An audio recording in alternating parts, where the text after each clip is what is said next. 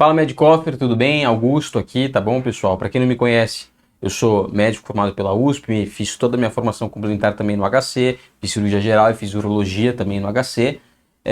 E eu vim aqui um pouquinho hoje falar sobre prova prática.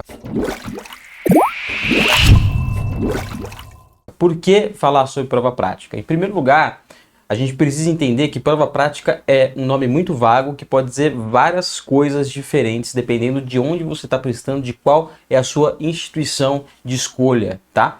A grande maioria das pessoas vai prestar várias provas, não só em São Paulo como no resto do Brasil, e ter o conhecimento de que as provas práticas são diferentes dependendo de onde você presta, pode fazer muita diferença e pode ser a diferença entre a sua aprovação ou sua reprovação. Lembrando que a prova prática ela vale 40% da sua nota final na maioria das instituições e nas instituições onde você não tem a entrevista ela pode valer até 50%. Vamos lá. Primeiro conceito que a gente tem que saber sobre prova prática. Eu gosto de dividir as provas práticas aí didaticamente em 3 diferentes tipos ou até 4 diferentes tipos. Vamos lá. Primeiro tipo de prova prática, a tradicional, a mais antiga, é a prova estilo OSCE. Da onde que veio esse modelo OSCE? Esse modelo OSCE é um modelo importado dos Estados Unidos, tá bom? É um modelo de avaliação do candidato em que a gente tenta reproduzir uma situação prática. Você já deve ter feito isso na sua faculdade, onde você entra na estação, a estação tem algumas tarefas que você tem que realizar, você tem que conversar com o doente, você tem que se comportar exatamente como você se comportaria em uma situação real. O examinador vai avaliando você ao longo desse percurso, geralmente com checklist. Qual que é o problema desse tipo de estação e por que ela tem sido questionada? Em primeiro lugar, a gente tem que lembrar que o OSCE tem muitas avaliações que são subjetivas. E quando a gente avalia o modelo OSCE para avaliar candidatos diferentes, a gente precisa de inúmeros examinadores em cada uma dessas estações. Então é uma prova super difícil de ser elaborada, de ser preparada pelas brancas. E além disso, você pode ter ali uma discrepância de nota com base em cada examinador.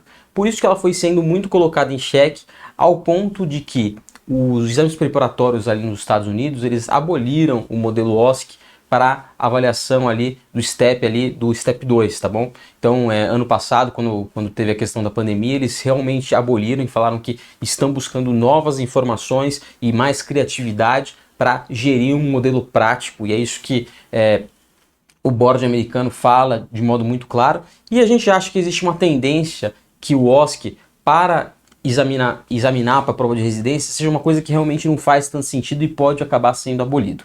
Quando que isso vai acontecer? Ninguém sabe. A gente sabe que no ano passado, a USP ela adotou um modelo multimídia de exame. Esse modelo de multimídia ele teve alguns problemas na sua execução e a prova acabou sendo cancelada. Então a gente não sabe ainda o que a banca aí da USP, por exemplo, vai fazer, como ela vai se comportar em relação à prova do tipo OSCE. O segundo tipo de prova, então, dando sequência, é a prova estilo multimídia. O que a prova estilo multimídia traz pra gente?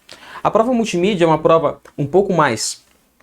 Ela baliza os estudantes porque você geralmente projeta uma prova, você usa elementos projetados para ir passando situações, problemas para os estudantes e eles vão respondendo com base nesses slides que vão passando, tá bom? Isso aí é o modelo clássico do IANSP, por exemplo, em que você tem essas situações clínicas e você vai tendo respostas curtas a respeito desses temas e a avaliação acaba sendo menos discrepante porque você não tem múltiplos examinadores. Também é uma prova mais fácil de ser feita, então foi a nossa grande aposta do ano passado, a gente fez toda uma preparação multimídia, ainda mais no contexto de pandemia, que deu muito certo. A grande maioria das instituições de fato adotou um modelo multimídia, seja através da projeção com os slides, seja através de uma prova física em que você tivesse todos esses elementos de imagem, métodos gráficos, imagens semiológicas para você estudar. Então, foi o que a gente fez, a gente apresentou aí quem fez nossa preparação multimídia no passado, viu bem como que a gente fez, um método completamente ativo de estações cronometradas, onde você não só via como as pessoas faziam, você ia lá e fazia junto do examinador e depois você tinha um debriefing completo, então era uma coisa muito interessante e minha opinião pessoal é que é o melhor modelo de segunda fase, lembrando que a gente também tem uma entrevista para avaliar também outros critérios subjetivos do nosso candidato. Então, minha opinião pessoal aí, a prova multimídia é a que vai vir com tudo e que vai permanecer, mas a gente não tem certeza absoluta só quando sair o edital, né, pessoal?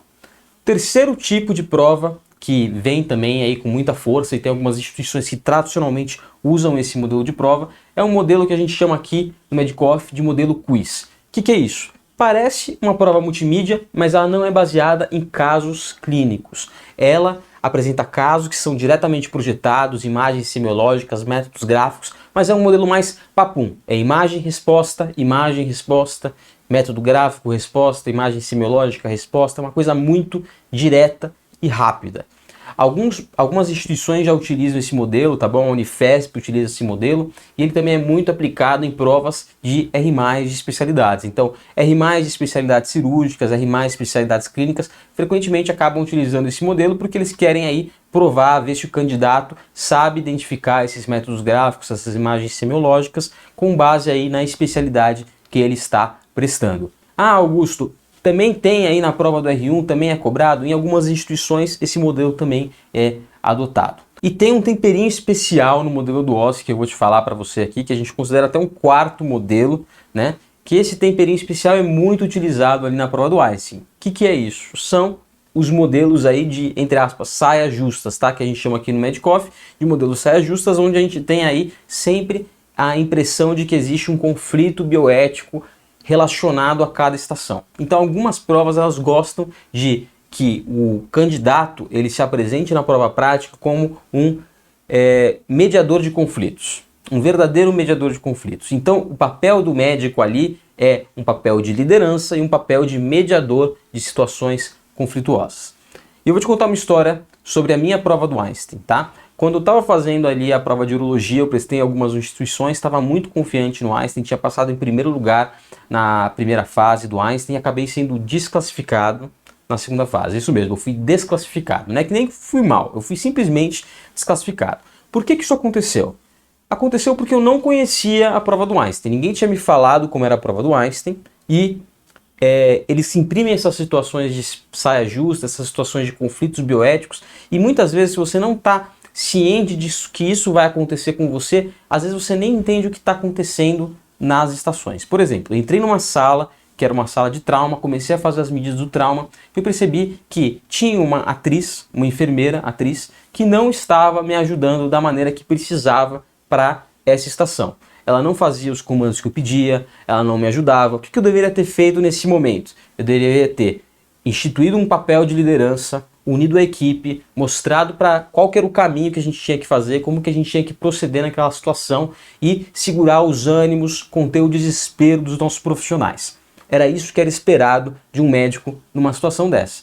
Mas eu entrei naquela estação, eu não sabia se aquela atriz estava atuando mal, o que estava acontecendo, eu não entendi nada da estação, não entendi mesmo. Então eu simplesmente fui fazendo o quê? Fazendo o que eu sabia fazer, que era o atendimento ao paciente politraumatizado.